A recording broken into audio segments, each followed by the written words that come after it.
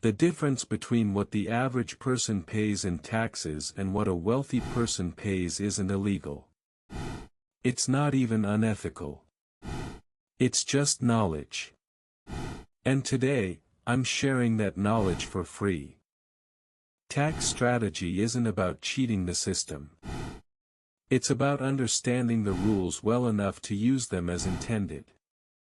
The tax code rewards specific behaviors: investing, job creation, home ownership. If you're not taking advantage of these incentives, you're leaving money on the table. Strategy 1: Maximize tax-advantaged accounts.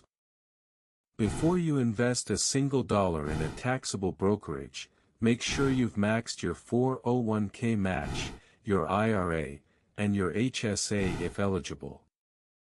These accounts save you 22 to 37 cents on every dollar depending on your bracket.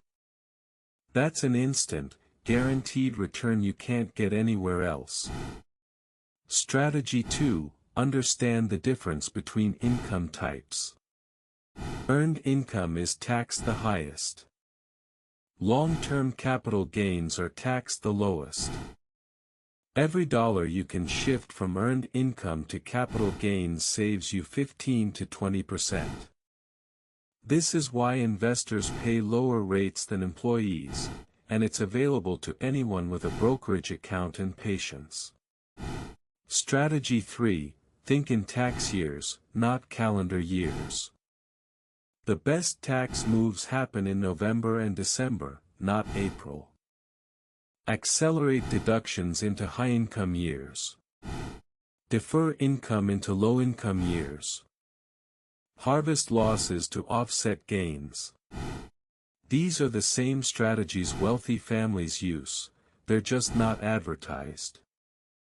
Your homework: pull up last year's tax return and identify one deduction you missed. For most people, that's the home office deduction, the HSA contribution, or a retirement account top-up. One missed deduction could save you $500 to $5,000.